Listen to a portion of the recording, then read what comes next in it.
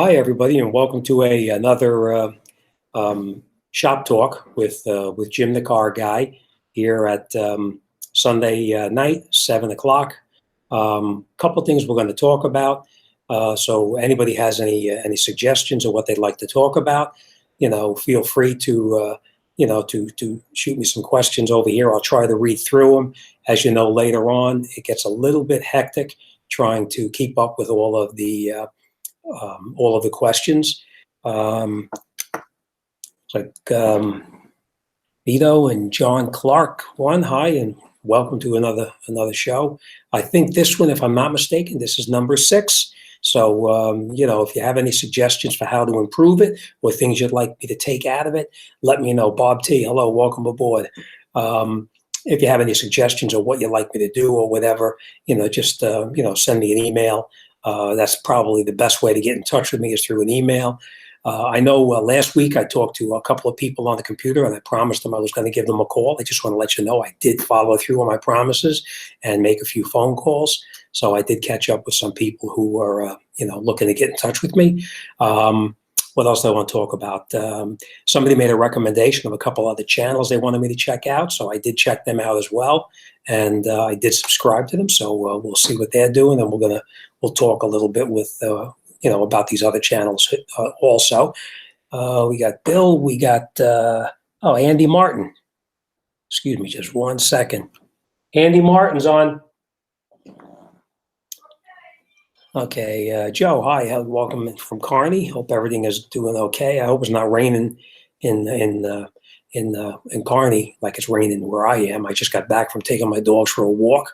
It was a miserable walk. It's windy, it's wet, and I think it's like now 30 some odd degrees out there, but it's a cold, wet wind. My dogs didn't care. They just wanted to keep on walking, but it was a short walk tonight. Last week, as you remember, I was late getting on here because last week it wound up being over an hour walk. Tonight it was actually pretty quick, 20 minutes, and we were back home. And like I said, the dogs were soaking wet, but they had a good time, and I just couldn't wait to dry them off, get them in the house, and come and talk to you guys. All right, so we got Ed Burns. We have Karina. Hi, Karina. Welcome back. We have Lewis. Hello, amigo. I like that. Okay, a couple of things we're going to talk about tonight. I have a couple of things I want to just go over with you, and maybe somebody can make a recommendation to me. As you know, I get a lot of stuff sent to me from different companies that want me to just to open it up and talk about their products. Well, after I open it up and take a look at their products and everything, I don't know what to do with all this stuff. So I do have a whole accumulation of stuff both here and in my garage that I have to get rid of. So I'm looking for somebody to give me advice of how, oh, you like my shirt? Karina writes, I like that shirt. Yeah, this is one of my favorite ones, as you can see. It's definitely a summer shirt. So, summer is on the way. Not tonight, but it's coming. So back to what I was saying, I do have a lot of stuff that I want to get rid of. I want to give it away. I don't want anybody, I'm not looking to get any money for it. I just want to give this stuff away to anybody who can use it. But I know Google or YouTube has guidelines for giving away products.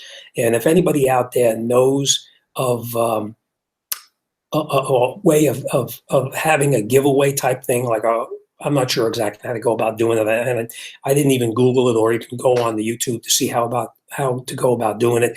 But I don't want to go against the guidelines set up by YouTube. So anybody has any ideas on it, just let me know.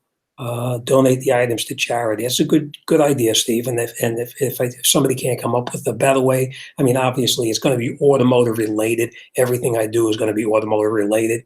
So if anybody out there can actually use it, I would be more than happy to give it to anybody. And then worse to worse, if I can't, then of course I will donate it. I won't just throw it away. It'll definitely go to somebody. All right. So, all right. Enough said about that. I got a couple of things that were sent to me as well. So let's see what we got here. And this was sent to me by AUNAX. An X. Let's see what it is.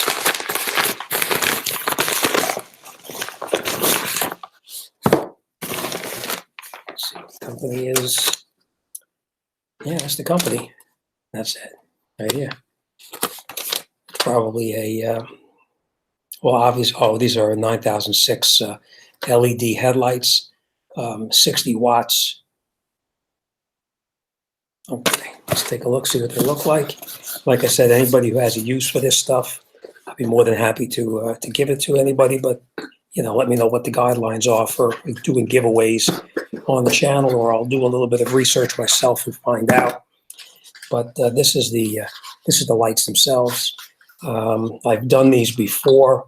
The installations are fairly easy. These just, you take out your existing light bulb, this goes into that spot, you turn it, it snaps in place, and you plug the plug in. It's a very simple procedure. Sometimes, let me see if this one is like that. Okay. Some of them, this collar comes off. This particular one, the collar is not removable, it looks like. It looks like it's stationary, so it's meant to fit the 9006 lights. You just plug it in, turn it, and it snaps in place. It also has a cooling fan in the back because they do build up a little bit of heat. This time of the year is not a big deal. Come the summertime, you could have that little bit of heat that could cause the lights to get a little hotter than normal. All right, so that's the lights. And like I said, if anybody has an idea of how to legitimately give them away, let me know. And that is the company. All right, I'll leave that in the box and put this off to the side. Next one. This is also sent to me from, the same company, AUNAX. And it's probably going to be lights as well.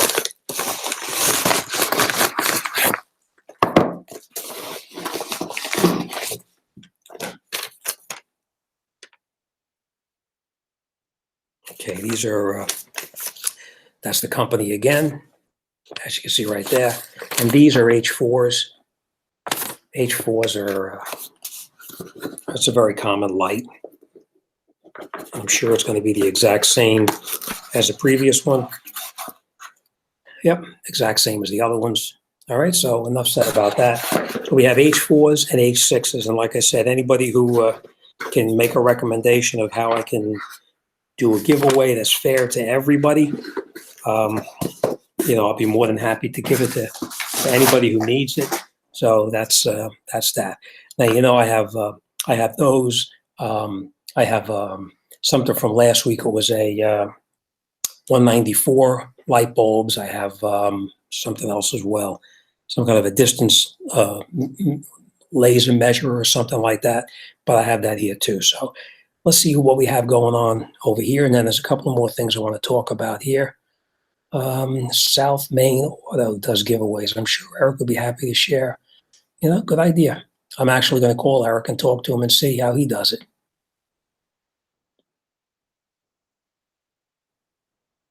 All right. I donate the items to charity. Somebody else writes, Joshua writes, you can give it to me. Okay, I'm going to check that out. Okay.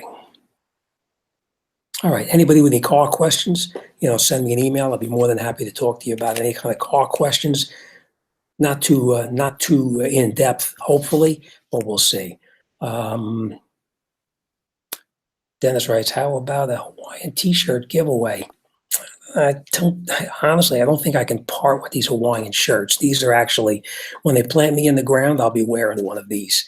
So, okay. What we're going to talk about today is a couple of things.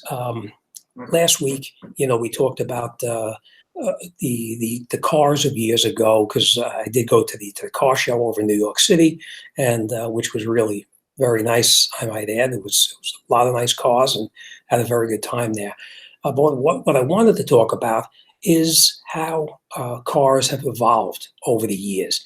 A lot of people, a lot of mechanics all say the same thing. The evolution of cars, it usually creates a big problem with the diagnostics and the repairs of the cars. But if you remember back in the day, back in like the 70s or even the 60s, cars never used to get 200,000 miles on it. Where today you can get a car, you can easily get 200,000 miles on it without a problem. The maintenance on the cars today It's a little bit more because cars today have airbags, they have ABS, anti-lock brakes. They have a lot of newer stuff coming out with the cars today. The collision avoidance, traction control. There's just so many different things. All of these things that a lot of, like I said, a lot of people say it's a waste of money. Mostly everything that they come out with is to make a car safer to drive.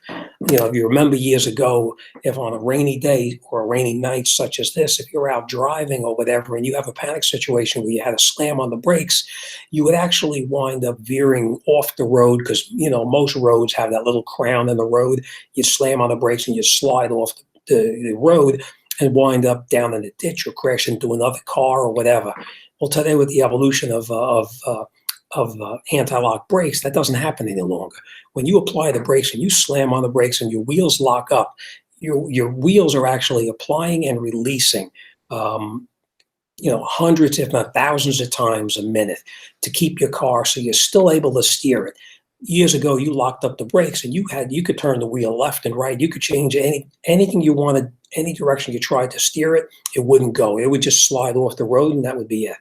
Today, at least when you're in a panic situation, you slam on the brakes and your wheels lock up, you're still able to steer the car so that you can avoid at the last minute, you can veer one way or the other. You still have control of the vehicle. So the anti-lock brakes absolutely improved the avoidance of an accident versus when they used to lock up.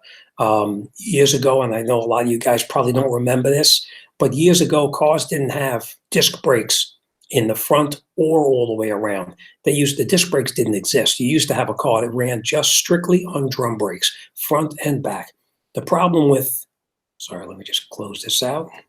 The problem with drum brakes is that on a rainy day like today, if you were to run through a puddle of water and your wheels or your tires and your wheels went into the water, you would wind up with no brakes. You'd step on the brakes and you could not stop that car. You practically had to stand on it with 2 feet to get the car to actually stop.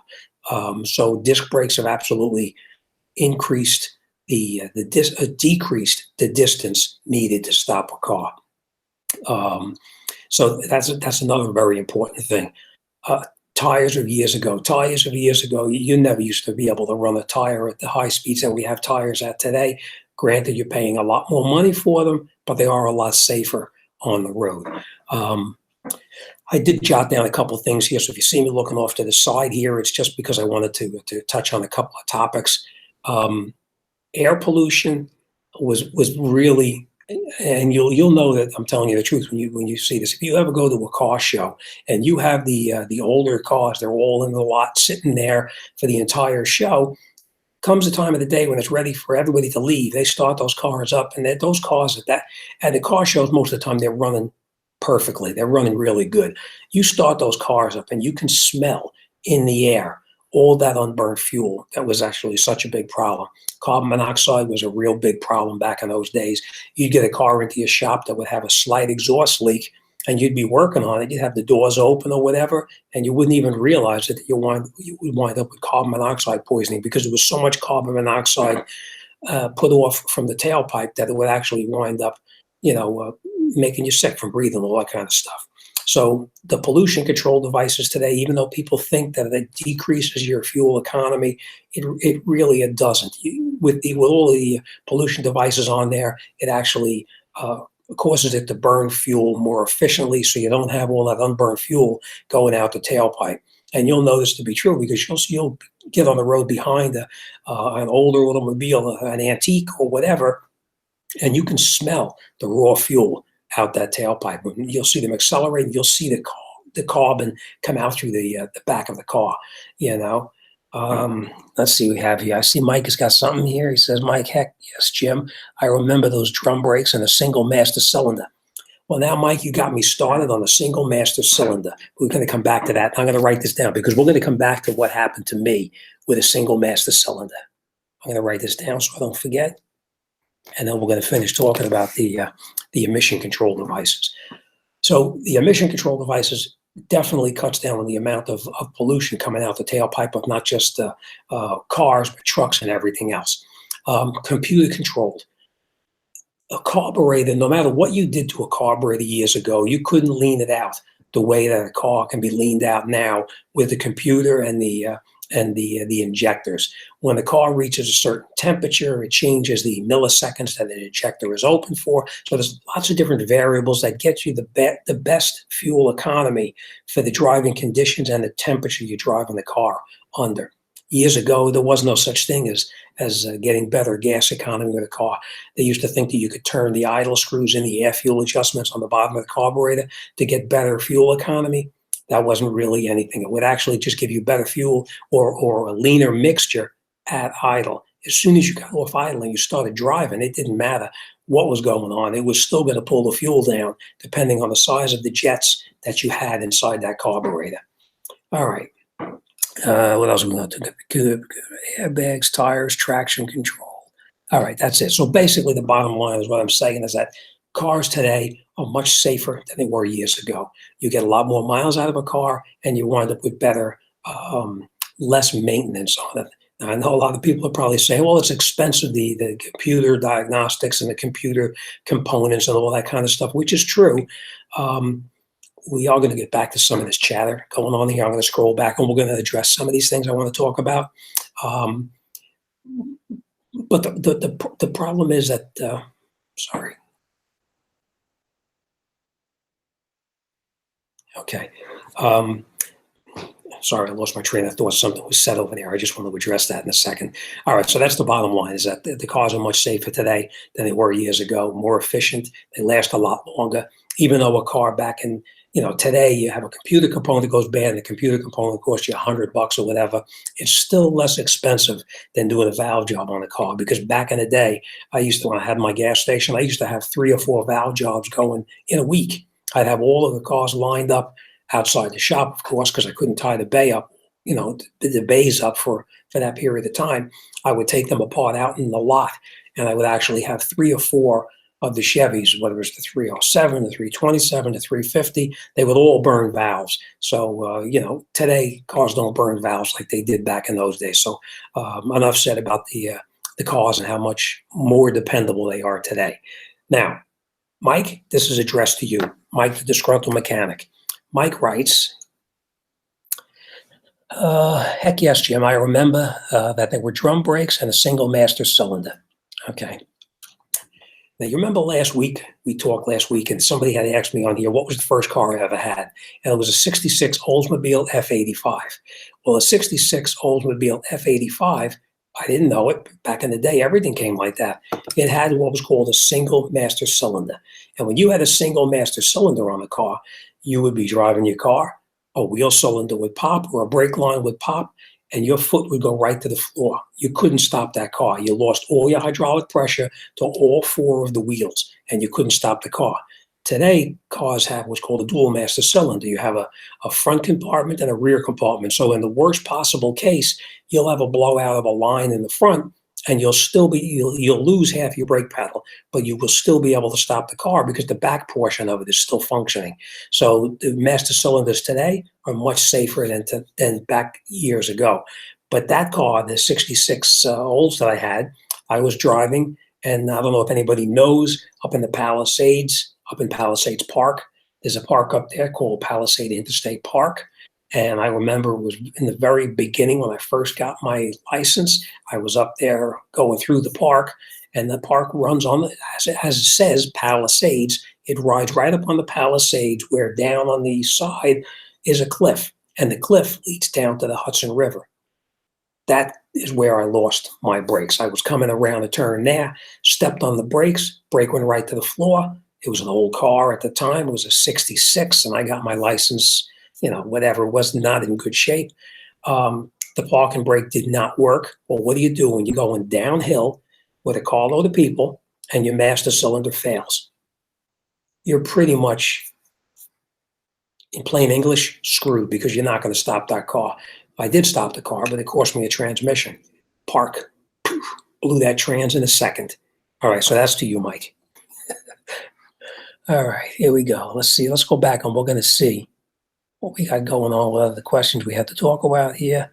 I'm going to start in the very beginning and see. It's just everybody saying hello.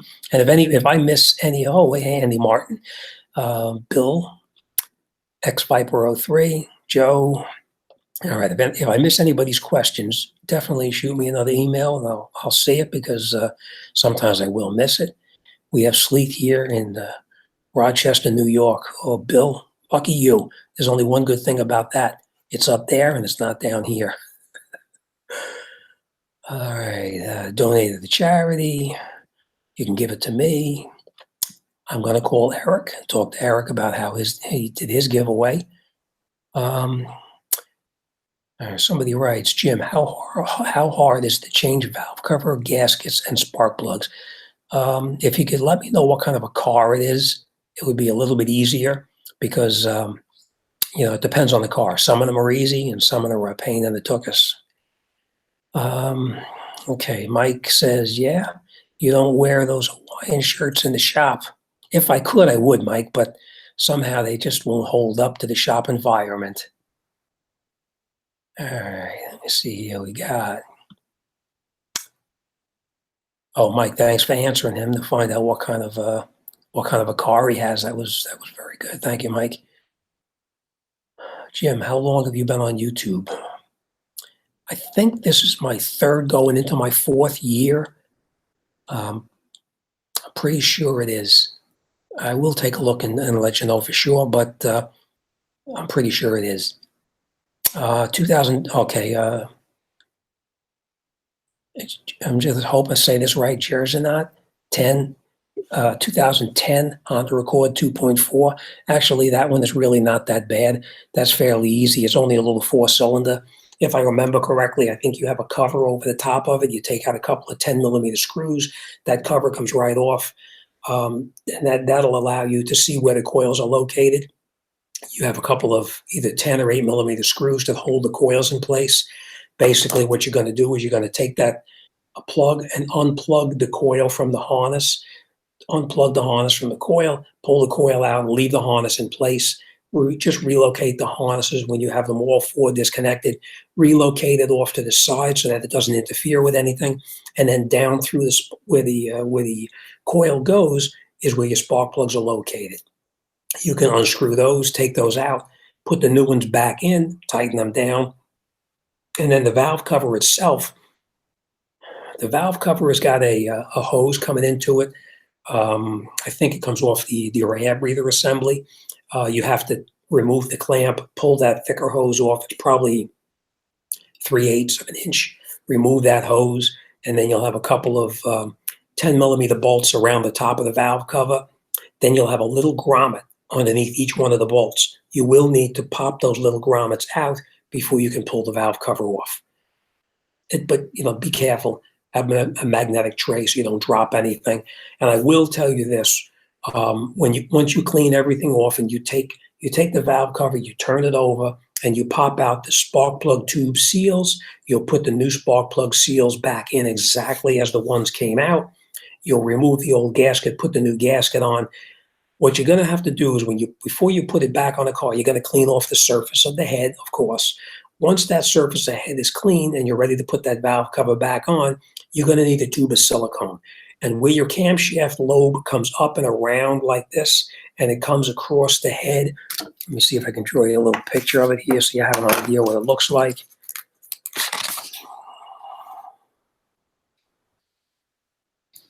I'm a lousy artist, but I'm going to give you an idea anyway.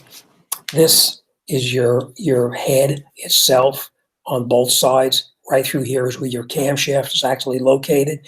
You're going to take a small bead of silicone on your finger, on your screwdriver, whatever, and you're going to put a bead of silicone here and here. And you're going to repeat that process in the front part of the valve cover as well.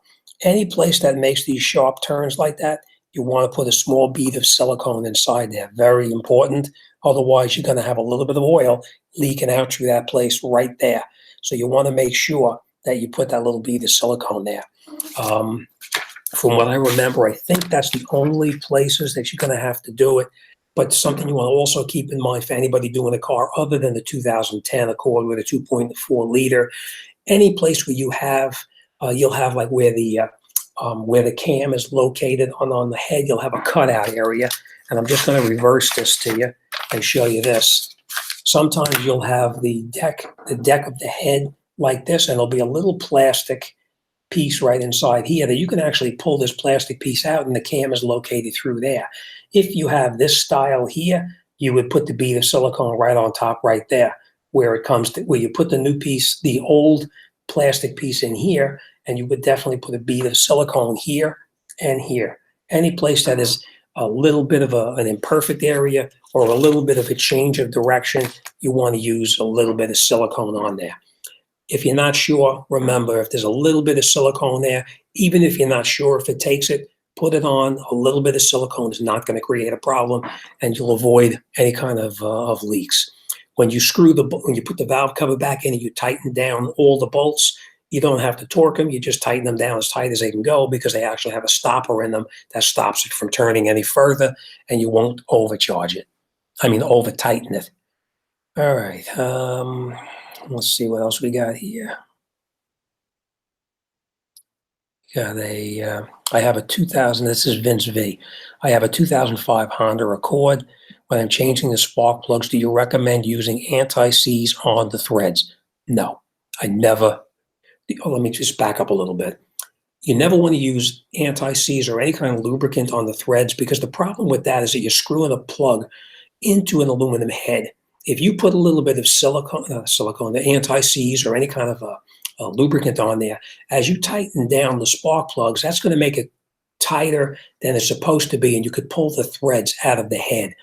Now, there is an exception to every rule, and the exception to this rule is that if you were taking those spark plugs out, and this happens a lot, when you take the plugs out and you're removing them, they're extremely tight coming out. If they're very tight coming out, then yes, you can use a little bit of Never Seize on there, or any kind of grease or any kind of something to lubricate it to make it turn in easier. But be extremely careful that you don't over tighten it and strip out the remaining threads. So a little bit is okay, but don't over tighten it and then strip everything out. So, all right. And that would be on any car, not just the 2005 Honda with a V6. So any car you want to put them in dry. Okay, and then we have, sorry, it just,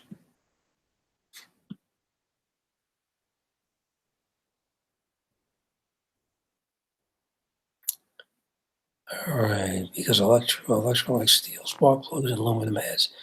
Okay, Gerald says, I do. Like I said, Gerald, you could put a little bit on there, but you don't want to put too much on there, and you wind up over tightening it and stripping out the threads on the head. I've seen it happen too many times where people come in and they say to me they did the wrong tune-up, and now what happens is the spark plug won't tighten. It just keeps on turning in the head because they tightened it a little bit too tight. And when you have a steel plug screwing into an aluminum head, you over tighten it just a little bit, you're going to pull those threads out. So if you use a little bit of lubricant on there, be extremely careful. I personally do not, unless, like I said, it has that, it's tight coming out. Tim Rickett writes, I have a 2002 Dodge Intrepid 2.7 with 215,000 miles. One only main problem I have is the water pump at 165. I agree, newer cars last longer. Absolutely. 165 is actually pretty good. Usually those pumps will go at around 100, somewhere like that. So that's very good. Ed Burns, I rode in park every weekend on my 67 MGV. I'm thinking he's probably screwing around with it because it must be difficult to drive in park. Ah, now I get it, Ed. I'm sorry. I rode in the park. I see. So you were from up in the Palisades someplace, so you know what Palisades Park was. Back in the day, I used to go up there when I was young, and used to go up there all the time. It used to be a nice ride to go up there on your motorcycle and drive through the park on your motorcycle. It was beautiful, especially coming from the city. Going up someplace like that was nice. Okay. All right, 67 MGB. So the 67, if I'm not mistaken, it might have been a convertible too. Okay, we have Darlene says, I'm having so many problems with my son's 2010 Impala.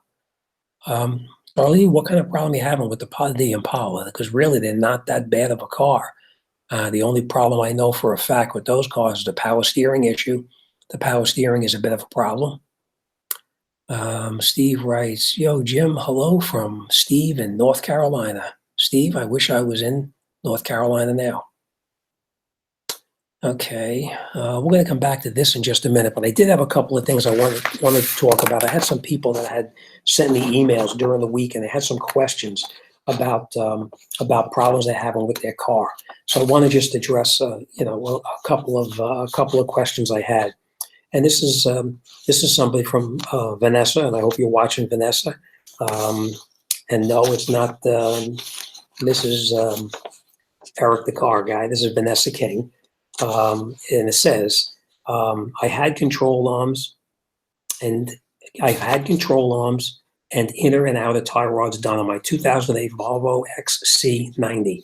When I got the car back and turned the wheel to get out of a parking spot or put brakes on while driving, I hear a clicking. I hear a clicking.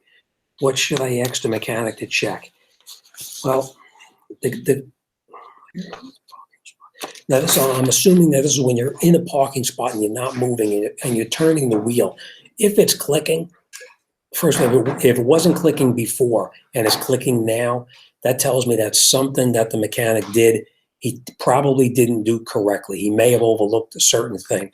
Being that the outer tie rods were done, I would say you probably want to have them recheck everything that they did on the car, the control arm, to make sure that the control arm bolts are all tight, especially the tie rod ends, where the tie rod ends connect into the knuckle itself, because a lot of times they'll and it happens. Sometimes they get distracted. And they'll make a phone call or stop what they're doing, and they'll forget to tighten something up.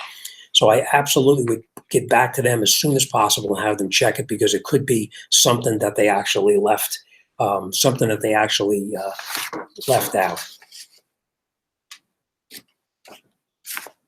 Sorry, I was just handed something by Mrs. Jimthecarguy, and I stop what I'm doing for Mrs. Jimthecarguy because she feeds me. Only kidding, she didn't hear that, did she? I hope not. Okay, so Vanessa, I hope that helps you out. Keep me posted. Let me know what your mechanic actually finds. Okay, and then James Williams writes, OSH, you can fill in the rest. It worked. I just did the same thing while hitting the door panel. All right, I know which one this one is. Either this was a Pontiac, either it was a Pontiac or it was a Toyota. I have a feeling it was probably a Toyota. And what I'm talking about here is when your power windows fail and they all of a sudden you'll go to put the window up and the window doesn't roll up. It'll roll up a little bit and stop, or you'll turn it on and try to roll it up and nothing happens. Most of the time, whenever they fail, when does a power window fail? At the worst possible time.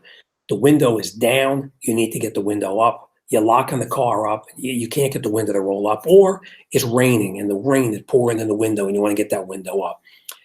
There is one way you can usually get it to go up at least one more time. You're not going to be able to do this a lot, but you'll be able to do it 1 or 2 times. What you're going to do is you're going to press, if it's your driver's side, you press your window button to go the up position down on the bottom of the door where the motor is located. While you're holding the button in the up position, you take your hand, not too hard, and you bang the bottom of the door where the power window motor is. When you have a bad power window motor, just that one time of banging it, it'll get that little shake in the motor to get the window to roll up. I will tell you this, don't not repair it, because it's going to happen again, and the next time you may not be as lucky to get the window rolled back up. All right? Well, we're gonna stop with these for a second. I want to address a couple of things over here. Okay, Gina King 00013. It says, Jim, what do you think about a Jeep Patriot? It's the first I'm going to buy. Give me an opinion if you can. Thank you. That truck, it's actually is really not a bad vehicle. I did a couple of videos on the Jeeps, whether it's the Patriot, the Grand Cherokee, or whatever. Jeeps are usually very dependable as long as they were maintained correctly. Brakes, oil changes, tires. It's very important that the vehicle was maintained. If it's in good shape, you're not going to have a problem as long as it was maintained properly. What I would like to know, and if you could send me another email, how many miles on the truck and what year was it? I don't think it was the year. Yeah, what year is it and how many miles on the vehicle? But overall, they are very dependable as long as they were maintained correctly. So if you're watching, send me an email and let me know. Let's see what we got here. I'm going to go back a little bit. All right, 2010 Apollo, Steve.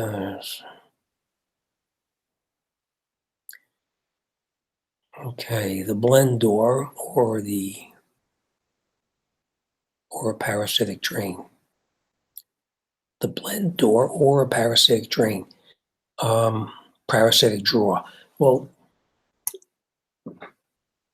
the blend door is really not that bad. Most of the time, it's not the blend door that's the problem. Usually on the blend door, there's an actuator or a motor that actually, when you turn your heat or your air conditioner or whatever you turn on, that tells that actuator motor to open and close the blend door and the other door that actually has the, for the defroster or the defogger or the heat or the AC.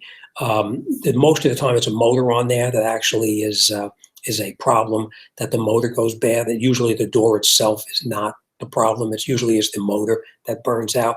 As far as a parasitic draw, why do you think it has a parasitic draw? It's really not a big problem with this particular car. Electrical issues, not saying it's not going to be the problem, but it's not common with that vehicle. If you have a problem, thank you very much. If you have a problem with a parasitic draw, I would absolutely make sure that that's what it is first. A lot of times people will have a bad battery, a bad alternator, or interior light on, a light on that maybe possibly in the trunk or one inside the glove box, and they think it's a parasitic draw when it's really just something that's actually on by mistake. I can't tell you how many times people come into my shop and their battery is stone dead.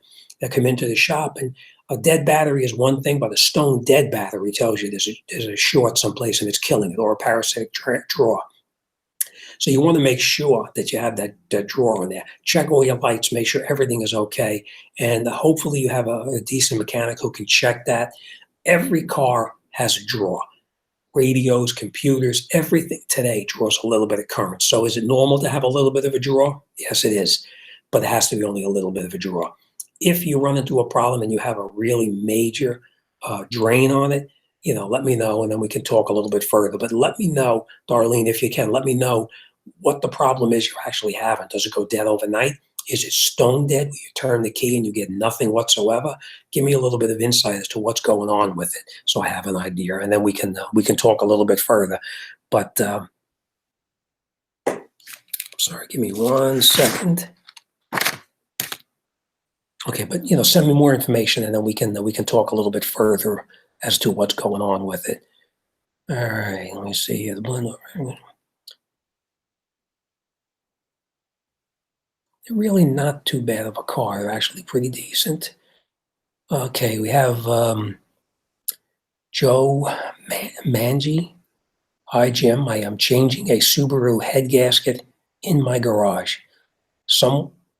Sorry, it's just scrolled up and I lost track of you. Someone on YouTube said that the heads by hand and show that they are square. Do you advise I try that or just send it to a machinist?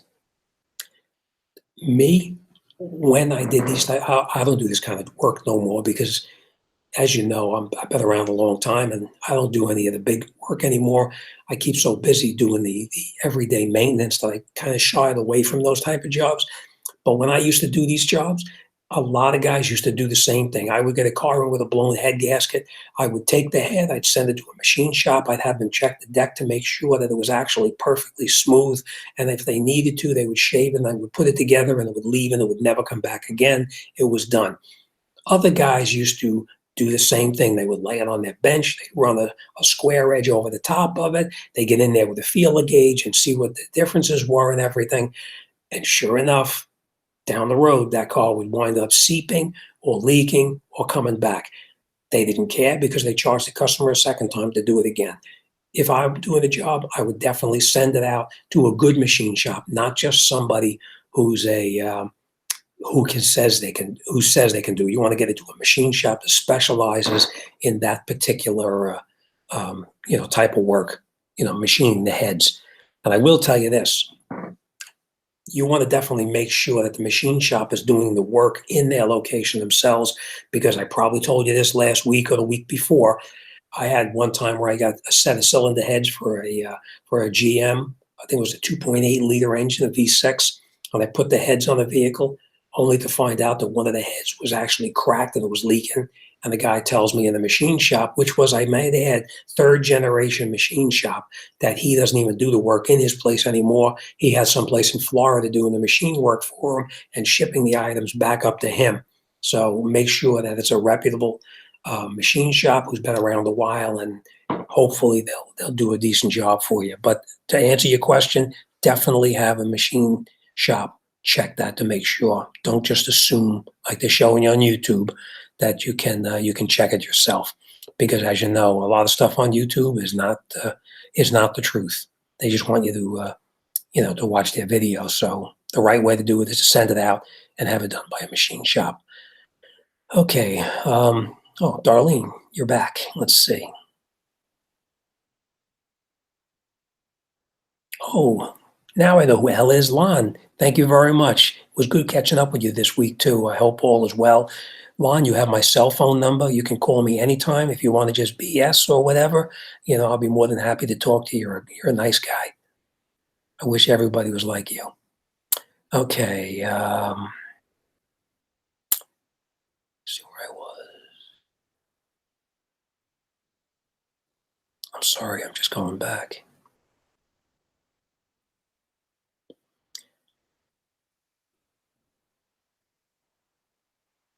I apologize. I'm actually just going back now because I had so much going on.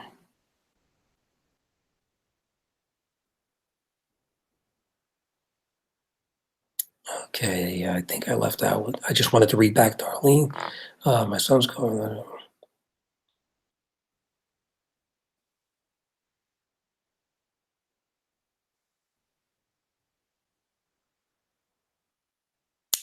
Okay, this is my son's car. The battery drains. I'm watching vids. I think. Okay. Darlene, I will tell you this. Before you assume it's a parasitic drain, does the car go dead if you park it overnight? If you park the car, I'm assuming that you had the battery tested already, and I'm assuming that you had the charging system tested already, and that's functioning correctly. Most of the time, something like that, especially if you're parking it just where the battery goes dead, where you'll get in the car and turn the key the next day and you'll hear like a click, click, click, click, click type noise. That's usually just that there's a very small drain on it. If you have a very large drain on it, you'll get in the car in the morning, try to start, and you'll hear absolutely nothing. You won't get any dashboard lights. You will get nothing because the battery is stone dead. So you want to make sure first that your battery and your charging system are working 100%. If the battery is older, you definitely want to look into that a little bit further. All right. Okay, Joe McGee says, okay, this was the head gasket. Okay, and then, I saw something else from Darlene here. This is my son's car, the battery drain. I've been watching vids. Apparently, okay, I think I read this before, actually. I did, I apologize. Steve writes, my 2004 Accord currently has green antifreeze. That's not good, I can tell you that right now. It's time to change it. Should I switch back to the Honda antifreeze? If so, how do I get the green fluid out so I don't mix the two? I'm just going to tell you what happened to one of my customers. Everybody knows my shop is in Bayonne. I'm in Bayonne, and I have this customer who lives down south a little bit further. He works in Bayonne, but he lives down south. While he's down south, he has his antifreeze changed by some shop down there, which he told me, changed his antifreeze. And I didn't have any question about it. Well, probably a couple of years later, he comes into me and he says the car is overheating and something's leaking. And it was a Honda. It was a Honda Element, to be exact, 2.4 liter. I open it up and I take a look underneath the hood. I take the cap off and I look inside the cooling system, and it looks like inside the cooling system, solid rust. What happened is somebody put the wrong antifreeze in. When they put the wrong antifreeze in, or whatever they put inside there, I have no idea. But what happened, long story short, I had to change the throttle body, because on the throttle body on that car, you've got two cooling lines that come into it, one that brings coolant in and the other one that brings coolant out. And there's a pressed nipple on there about that long that this 3/8 hose goes onto. What happened is the rust was so significant that it actually ate through that nipple, and it was squirting antifreeze directly up into the front of the engine, which caused the problem. And then, as it turns out later on, after talking to the customer, and it was extremely expensive to repair because he had multiple issues on there. You can't buy just the tube. You need to change the throttle body and a bunch of other stuff we wound up having to do as well. All the hoses had to be changed because of that stuff that was in there. Using the wrong antifreeze is never a good idea. Me, whenever I do a Honda, I always use Honda antifreeze. I don't use a universal antifreeze. I always make sure I use the original Honda antifreeze. Honda antifreeze is specifically made for that car. It keeps that corrosion from building up in there. So that's me. That's what I always do. I know there's some people there who are going to argue that fact, but that's the way I do it. If it's my car, it only gets Honda antifreeze. If it's one of my customers' cars, it doesn't matter. They're going to get that Honda antifreeze. I will not put the green antifreeze in. Now that you have the green antifreeze in there, you definitely want to flush it out. The problem you have is not like years ago where you could just pull the thermostat out and you could flush the whole system through. The thermostat's in a little bit of a tight spot. It's not easy to get to. What you could basically do is just drain the whole system out. Drain take your valve in the bottom part of the radiator, loosen it up, drain it all out. While the valve is open, pour a little bit of water through it, flush the radiator out, close the valve up, fill it with water, drive it and heat it up, and let the antifreeze circulate and drain it, and continue to drain it until that antifreeze doesn't come out green any longer.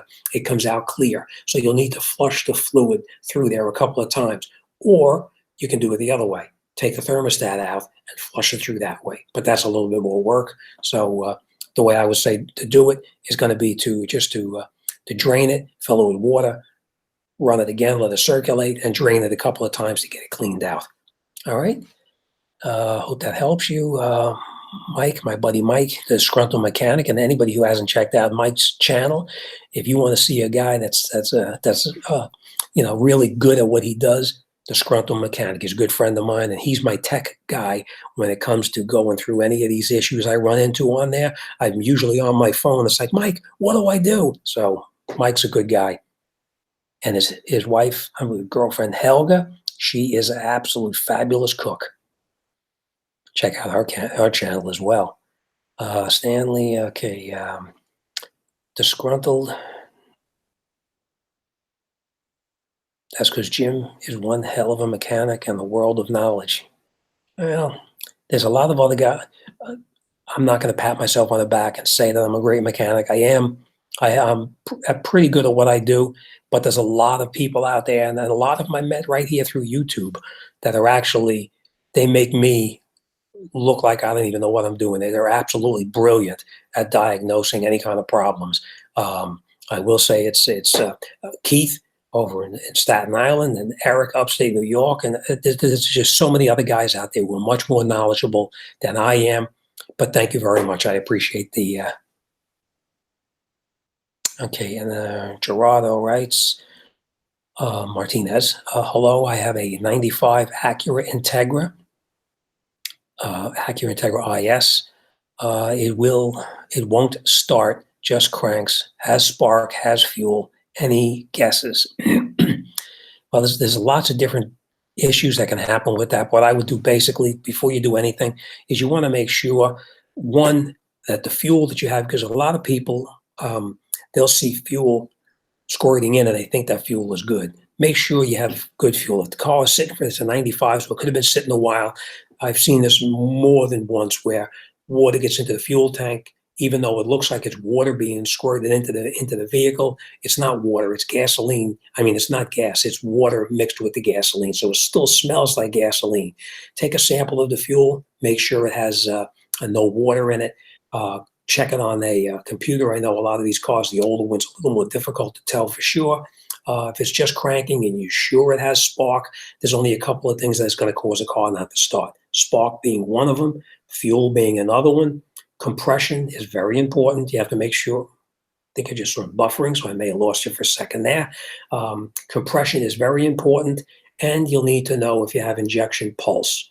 95, it probably has some type of an injector in there, so you want to make sure you have injection pulse, because you could have fuel going up to it, and if the injector is not pulsing, it's not going to squirt it into the engine itself. So hopefully that helps you out.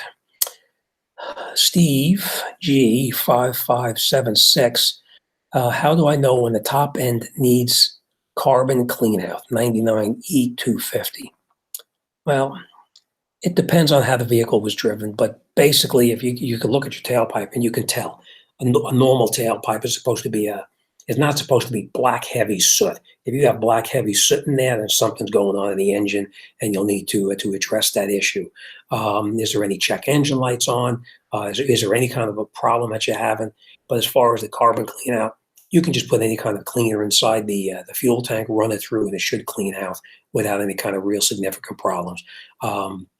The only problem with this one here is the throttle plate does, it's called coking. What happens, the throttle plate itself becomes all carbon, and it actually causes an idling type problem. But there is ways of cleaning it with a fuel injection cleaner, and believe it or not, a toothbrush. So I don't know if I have a video up on that, but I'll have to look and see. But I may have one about how to clean out the fuel injection system. All right, what do we got going on here now? John A. Clark 1 has a 2012 Buick Enclave up on my lift for a couple of hours. Owner took the car afterward, and it rode like a truck. Apparently, struts stuck in the extended position. Have you ever had this problem before? No, I never had. I've had a couple of these trucks up on the lift. Was there some kind of a crazy suspension on that? Because I've never heard of that before. Even like when you get the Range Rovers and all of those real high luxury vehicles, if you lift it up on your lift and you bring it down, you'll get in the vehicle and the suspension is all the way extended. But usually after you drive it for a couple of blocks around, it'll adjust by itself and come back to a normal thing. So it's possible it could be could be a normal thing. I would say if that had any kind of air suspension on there, there probably was some kind of a shut off there to turn off the suspension before you lifted it up. Just recently, I had one I can't recall what it was, but just recently I had a truck into my shop, and you had to turn off the suspension on a newer vehicle before I lifted it up. So it's possible it could have been if it had a problem with the air suspension. A disgruntled mechanic writes that, I'm sorry if I'm pronouncing these names wrong, but it's Jarzanad. Yes, I love talking to him in person. Many years of knowledge there. Well, thank you very much. I prefer talking and answering questions online here versus here. But here, I'm just trying to help out anybody I can, because sometimes it's difficult to explain to somebody when I'm writing it versus when I'm talking. So we're going to do a couple of more on here, and then we're going to go back and we're going to answer a couple of more questions, because I think that a couple of people are waiting for my response that I talked to. McGee 63, Jersey City in the house. I remember you, McGee 63. We talked about the Pulaski Skyway last week. Maybe one day I'll get to meet you. Okay, what do we have here? We have Angela. Angela writes, 2008 HHR. One wiper runs fine. The other one barely moves up and down. Easy fix? Yep, that's actually very easy. Actually, you know what? Angela, I'm going to explain to you about this, but go back to last week's live stream, and I think I talked about this last week or possibly the week before. What happens is the wipers, they're supposed to move, one is supposed to come down and overlap the other. And what they do is the wiper arm, where it connects down onto the body of the car itself, there's a stud that sticks up there. And there's a small bolt on it. I'm sorry, a small nut. And it's probably going to be I'm going to say a 12 millimeter. And that 12 millimeter bolt loosens up. So what you're going to do is you're going to go underneath the hood. You're going to open the hood up of the vehicle. And down where the wiper blade comes down, and it goes down to the frame, to the frame of the car itself, you're going to see something sticking up like this, and there's going to be a nut screwed on the top right here. The wiper arm itself is going to go over the top of it, and there's going to be a nut up on top, that 12 or 13 millimeter. I think that one is either 12, 13, or 14 millimeter. But one of those, that bolt is probably going to be loose underneath there. And what you're basically going to do is there may be a cap on it. You take that cap off, you put the wiper blades back where they're supposed to be, and then you just tighten up that bolt on there. Do not over tighten it and snap it off, because that bolt, if you tighten it too tight, you're going to break it or you're going to strip it, and then you wind up having to change the wiper transmission. So that really shouldn't be a big deal. Keep me posted, Angela, let me know how that works out for you. R&B the mechanic, Chillin' Town 201. 201, that's definitely Jersey, right?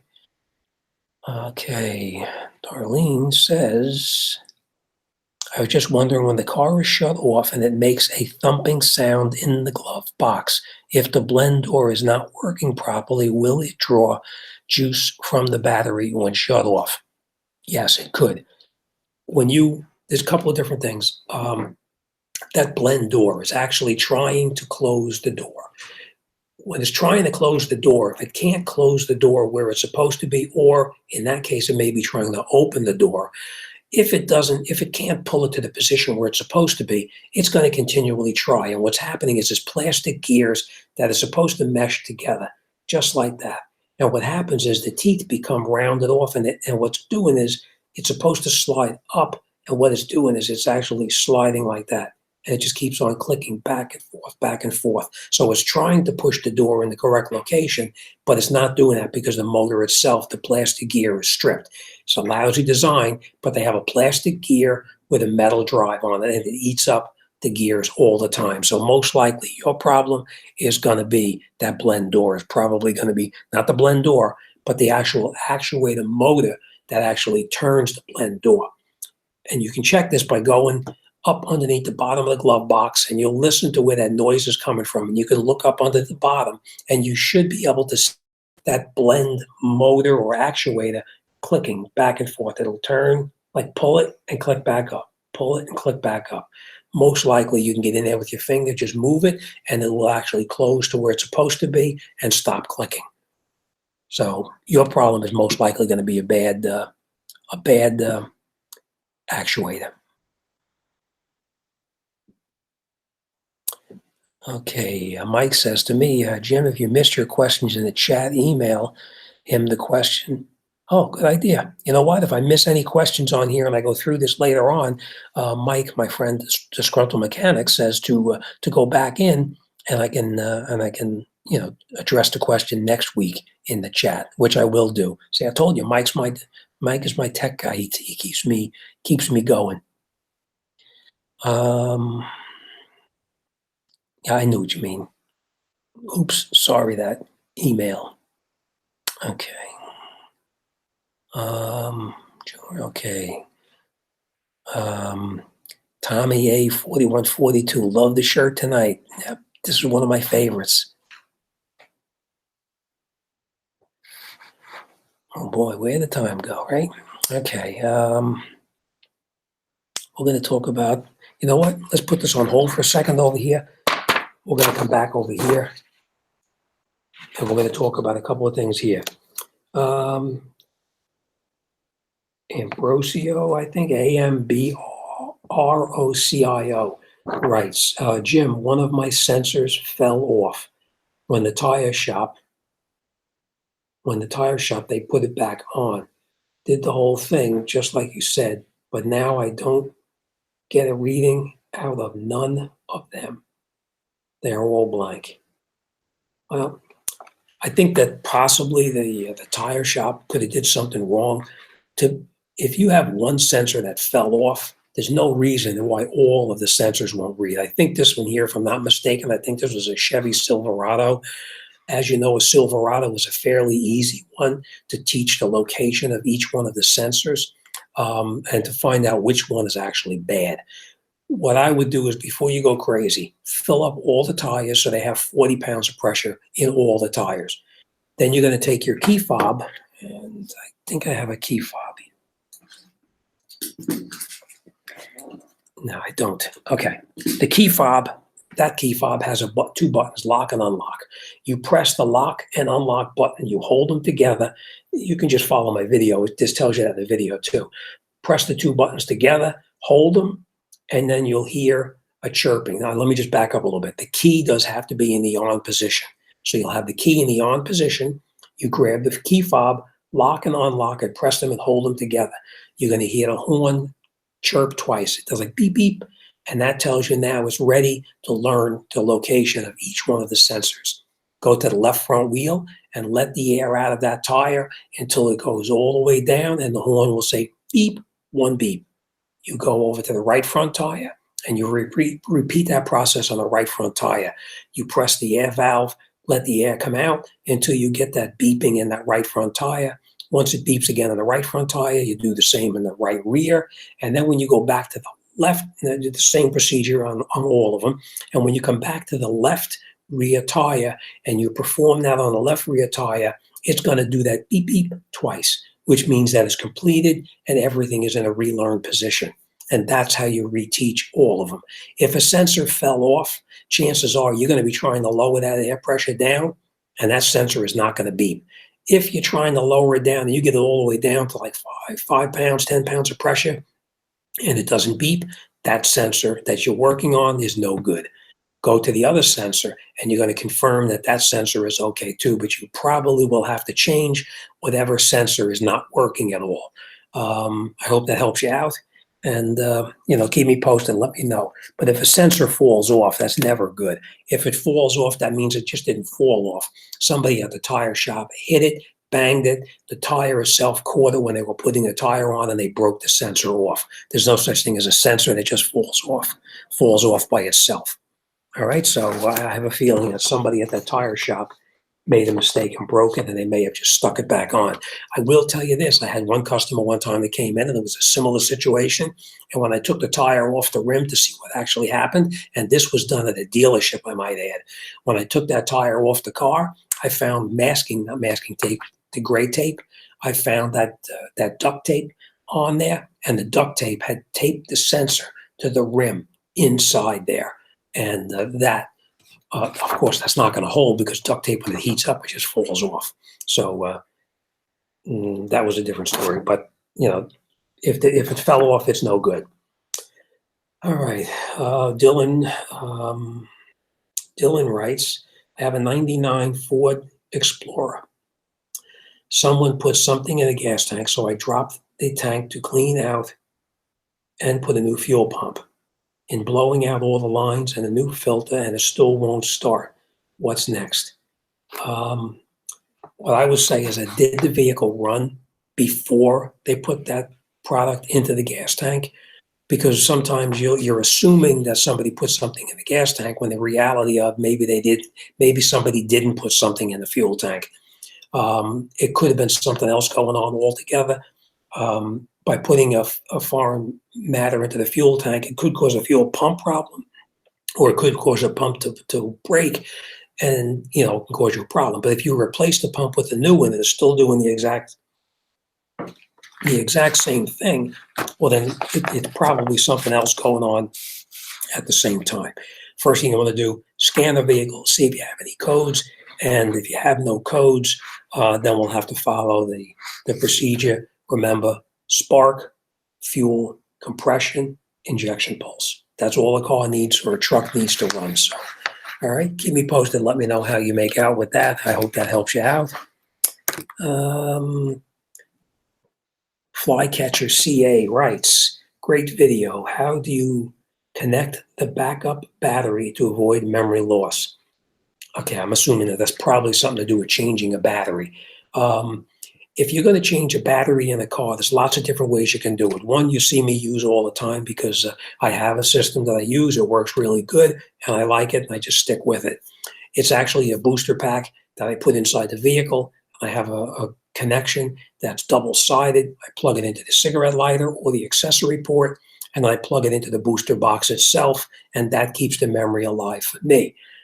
There's other kinds out there. You can buy one that actually connects into the computer connector, the ALDL connector down the bottom.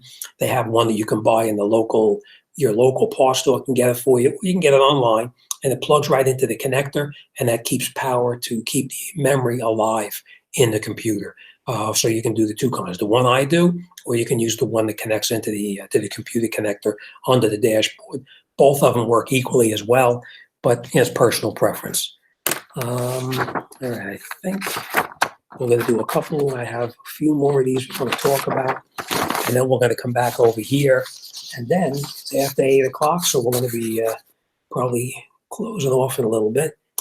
Okay, here we got One World writes, I'm curious if a habitual starting by rolling down a driveway and popping the clutch is detrimental, could lead to a problem that's not battery. All is well, but no crank. No click either, like turning on accessory stage of the ignition. A further turn to engage the starter just lights up.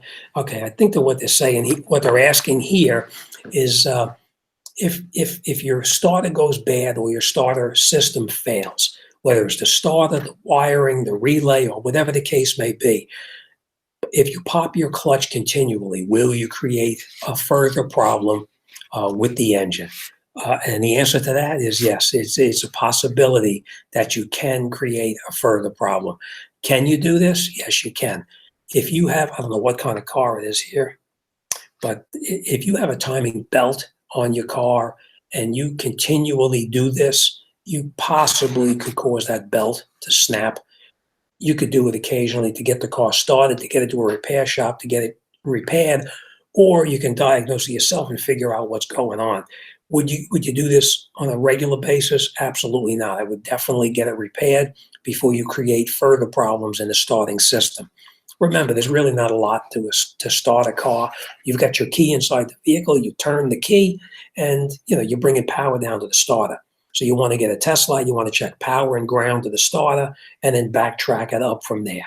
If you let me know what kind of a vehicle it is, maybe I can give you a little bit of insight as to what's going on with it. Certain cars have known problems with them, but let me know what kind of a vehicle it is, and then we can talk about that. All right, let me go back over here. We see what we got here.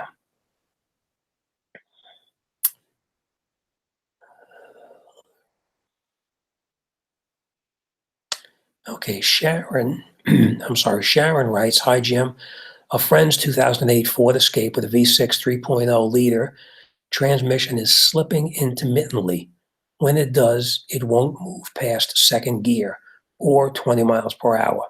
OBD scanner shows no codes and no MIL light is on. Well, Sharon, keep in mind too that when you have a problem and you throw a scan tool on the vehicle, you have to make sure that you're checking into a lot of scan tools, when you put them on the vehicle, it'll check the engine failure codes or any kind of codes in the engine. In this case, you need to find out what codes are in the transmission. So it's very important that you make sure you check the transmission codes. If the transmission is slipping, it's not good. It's absolutely going to cause a problem. Intermittently slipping, usually when you have a bad transmission, either it works or it don't work. There's usually nothing in between unless the temperatures change. If you have a very cold day, it's possible that you could get more slippage than you would on a hot day. So my thing is, Sharon, to get a scan tool and check for transmission codes. If it's slipping, usually it's not good. But Sharon, just let me know if you have any codes in there. I probably told you, everybody, my subscribers, that my brother is a transmission rebuilder, and I'd be more than happy to talk to him about this. But usually, if it's slipping, it's usually something in the trans that's actually going bad. Let's see what we got here. Can you advise how to check this? Could it be a sensor input-output? It's possible. That's why it's very important that you, before you go changing any parts in there, Sharon, you want to definitely make sure what codes you have in there. It could be a problem. You have input sensors and you have output sensors, and these two sensors need to communicate with each other. If you have a problem, it's going to make it feel like the transmission is shot, when the reality of it is the output shaft and the input shaft may have different, they're not synchronized correctly, and the computer doesn't know what's going on. So it's very important to find out what the codes are or what's going on inside the trans before you go any further. But let me know, Sharon, if you need to, I can make a phone call and I can find out very easily for you. So keep me posted. Okay.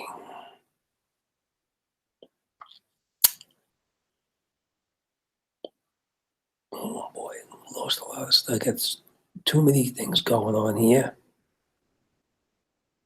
Let me just go back. I see a bunch of my friends are on here now. I'm going to go back. Glenn's here. Darlene, thank you very much. If I can help you with anything, you just ask.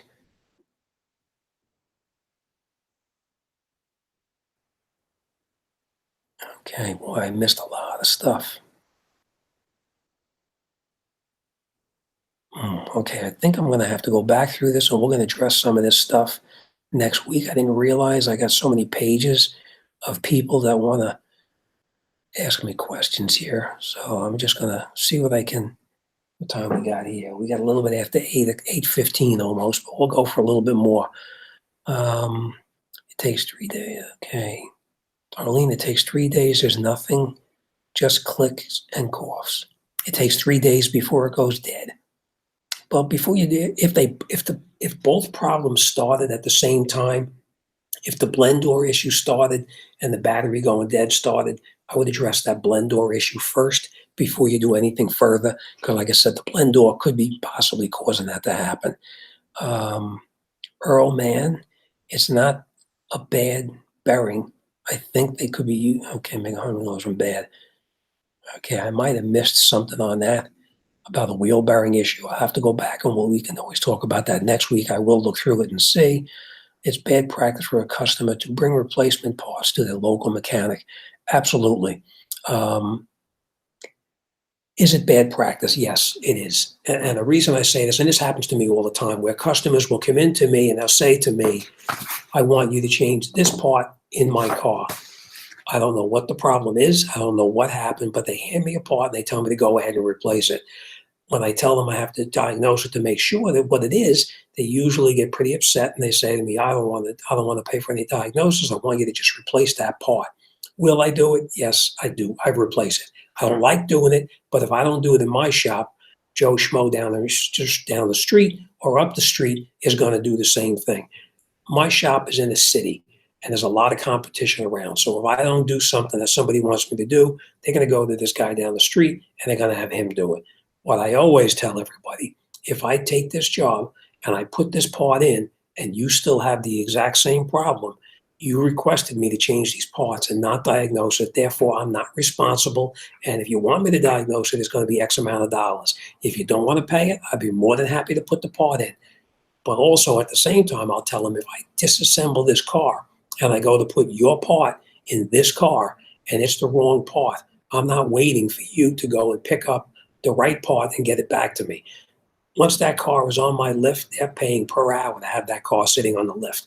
My thing is I got to get that car in, fix it, and out the door. I don't have time for it to be sitting on my lift.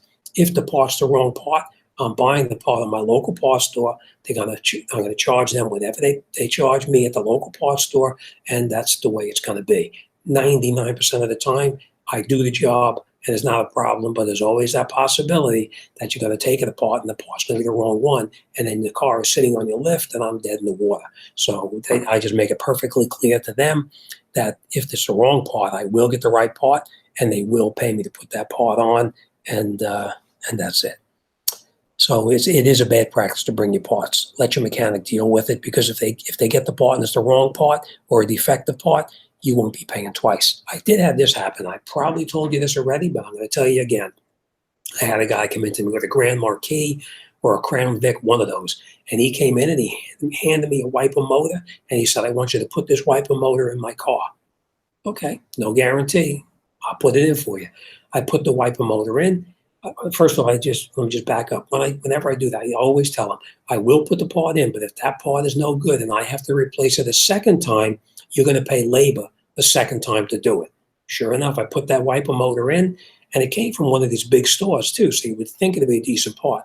I put it in, I turned the windshield wipers on, and they went halfway up the window. It growled like crazy going up. I'm half deaf, and I could hear it going up the window. When it came up the window and got halfway, and it stopped and it wouldn't go any further. The motor was no good. It was burnt up.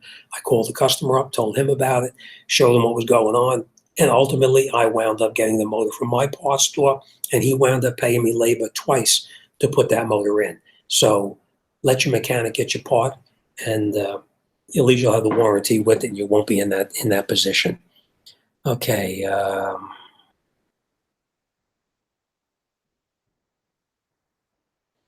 Mike writes to McGee63, I do what I can to support Jim. If that's grandstanding, I will do it all day long. McGee63, I know you're from Jersey City. I know you're a decent guy. I know I've been talking to you for a long time.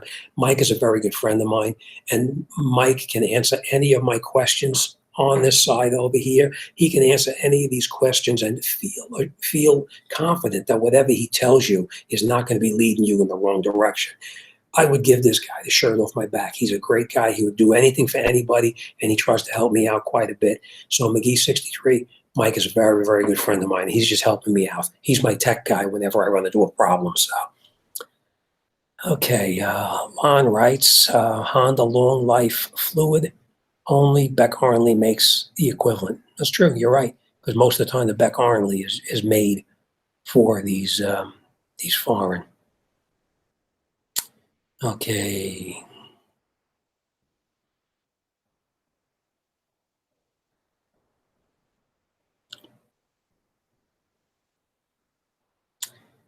Well, me personally, and I'm going to agree with Lon on this one here.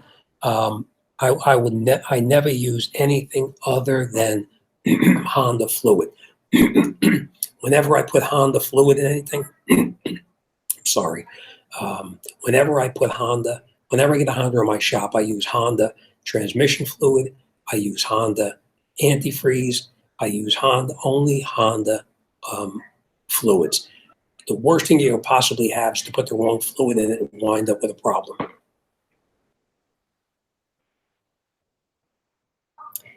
Okay, we got here. All right, I'm just going to shout out to everybody. Big Dog 50,001, thank you for stopping by. I appreciate it. McGee.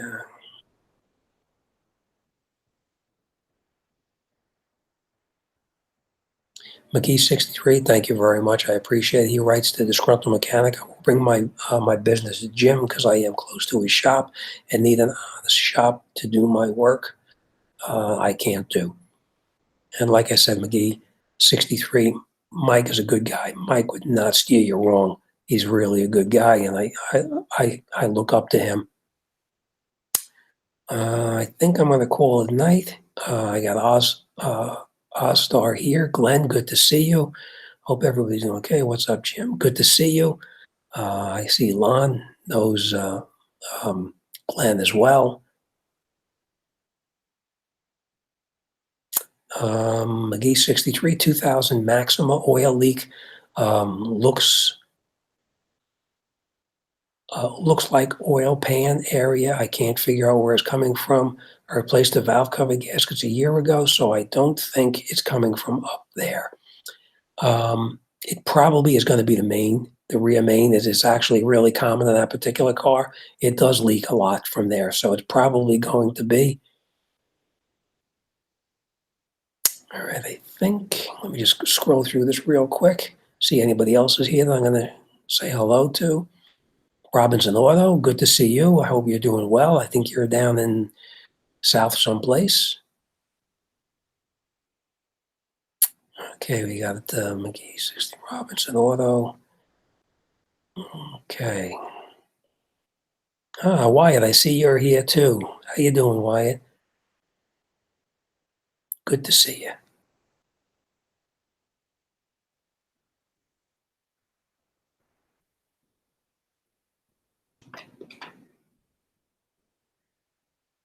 You're right. You're right, Mike. It's getting late. I think I am going to sign off. I already had Mrs. Jimthecarguy come by on the side and give me the heads up on what time it was. Robinson Autos in Pennsylvania? I didn't know that. Oh, Robinson Auto. I thought you were down in the one of the Carolinas. Are you in Pennsylvania? Right, good to see you. I hope everything is well. I see you were up by Eric with Mike last week.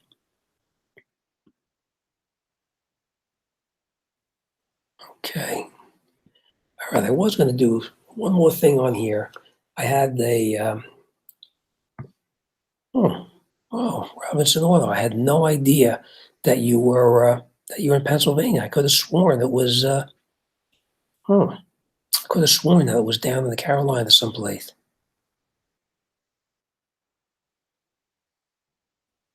Oh, without Mrs. Jimthecarguy, I'd be in trouble for sure. PA is south if you live in Canada. You're right, Glenn. You're right. Hi and bye, Jim. Wyatt, good to see you. Yep, delivered his Jeep. Yeah, I want to see what that Jeep is all about. Yeah, I'm curious myself. I saw the little thing you and him did about what's going on with the Jeep, so I'm curious what's going on. Somebody from Norway. Wow. All right. Okay, this is one more thing I'm going to do, and then we're going to sign off. We're going to call it a night because it's almost 25 after. You know, I had a couple of questions for you and question and answer things, but this one here I'm gonna hit you with. Okay, what was the now this is we did the Cadillac one last week, I think, about the Cadillac, the 1930 Cadillac.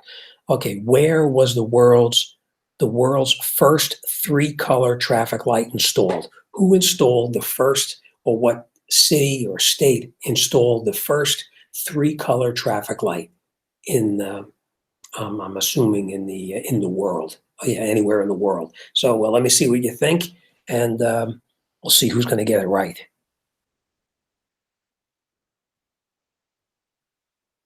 Lon, I know you're in Ohio. Asta, Detroit. Who's in Detroit? I know where you live, Glenn. Don't say that. Okay. Cincinnati, Ohio, huh? Chicago, Illinois. Nope. Let's see if anybody gets it. Okay, we're going to go first with, hang on a second, going back here. Ohio, Cleveland. I just realized that, Glenn, I'm sorry. Ohio, nope, it's not Ohio. Okay, enough suspense. Actually, what it says here, and I'm just assuming this is correct because you know whatever you read on the internet is always the truth. So I'm sure that this is factual. It says Detroit, Michigan, in 1919. That's when the first three-color traffic light was installed. And it says 2 years later they experimented with synchronized lights. All right, so that's it. All right, next week we're going to have more questions. I wanted to do a little bit more, but I just ran out of time. Once I start talking, I lose track of the time. Let's see what we got here. Ex-Viper, Honolulu, Hawaii. Boy, I wish I was in Honolulu, Hawaii right now. Okay, Real Gamble, London. Thank you. I got it right first. Yes, you did, Glenn. Did you get it right, Glenn?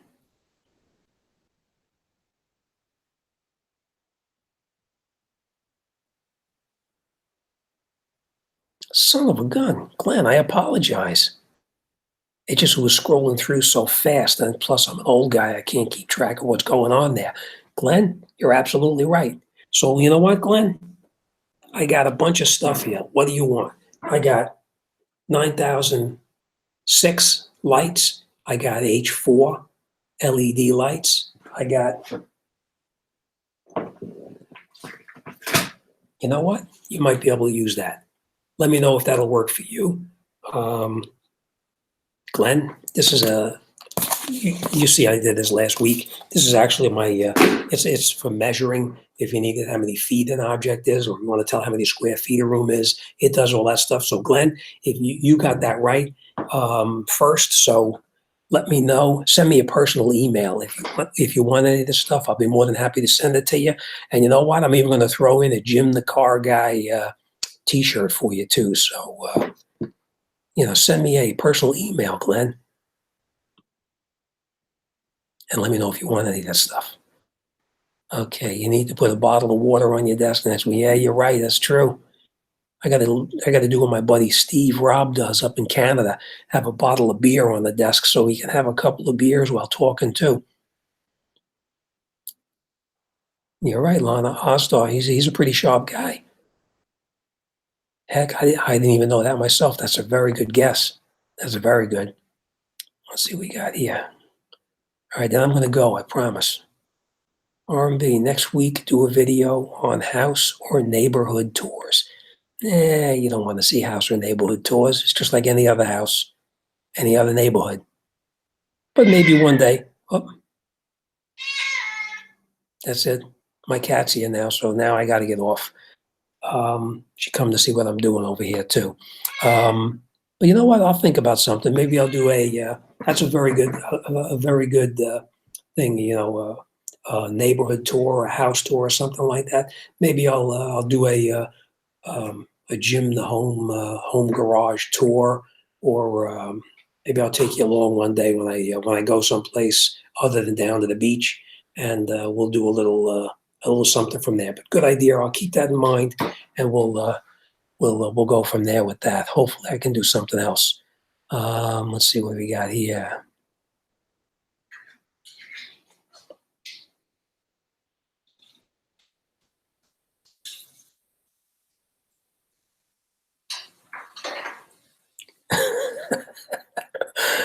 Glenn says to me, "Do I win the Bahamas shirt?" No, Glenn, this shirt is actually one of my favorites. As soon as it gets a little, well, yesterday here was in the 80s. Today is in the 30s, so this is actually a little bit premature. But come the summertime, that's all I wear, to and from work and everywhere else in between. All my Hawaiian shirts. Okay, hey Jim, love the vids. I'll stop in next week. Looks like I missed you today. I'm not sure who this is. Is this somebody I know, maybe?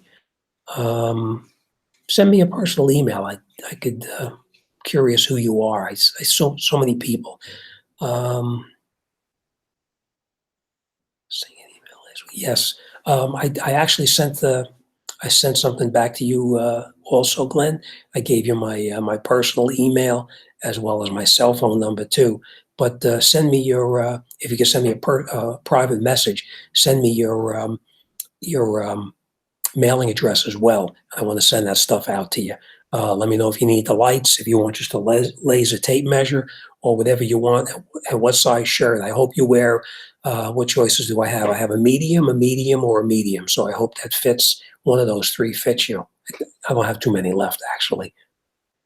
But send me a personal email, or you know what, Glenn, give me a call whenever you want to. We can talk and catch up a little bit too. That would be great. Oh, now it's a gift. You know what? Why? I don't know what to do with all this stuff. And I was talking to somebody the other day, and she said to me, instead of donating or throwing the stuff away, I should do it as a giveaway on my channel.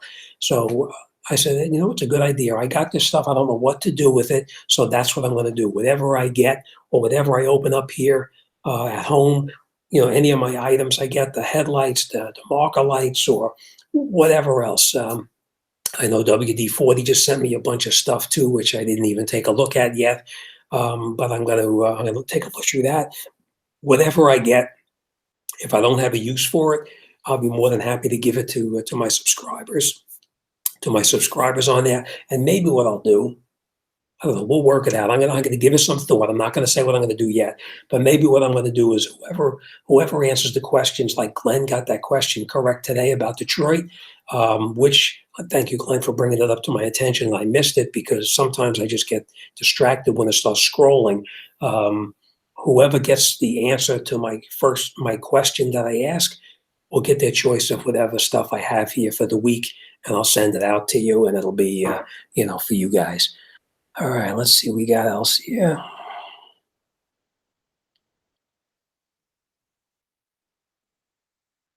Okay, somebody else writes, disgruntled mechanic.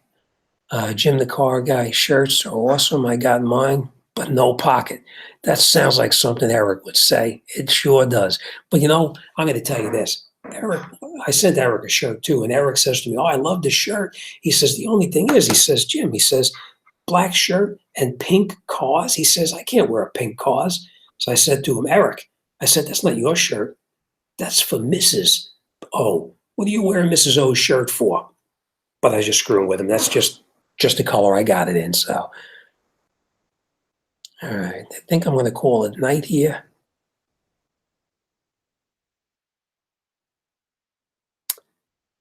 Okay. McGee 63, WD-40. I need WD-40. I got a lot of WD-40. They sent me a case of all different products, which I will talk about next week.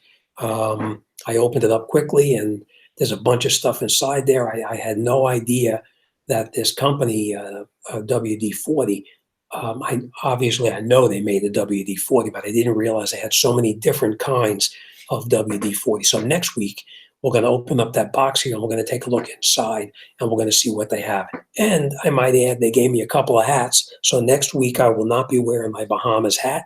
Next week, I'll wear my WD-40 hat, and we'll take a look at the products that they have, and we'll talk about that kind of stuff too. It's now 8:35, and we're going to call it night.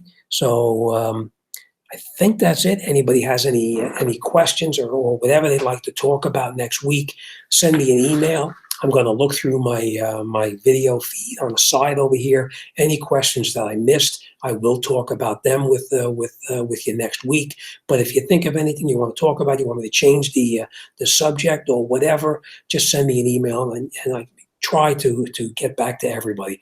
All right. As always, thanks for watching. I'll see you guys on the next one, next Sunday, 7 o'clock, and I'll be right here in this chair with a different Hawaiian shirt on. And you'll know when I run out of Hawaiian shirts because I'll start wearing my original shirt over again. So we got probably a couple of weeks to go before I run out. We'll see how it goes. All right. Thanks for watching. See you on the next one.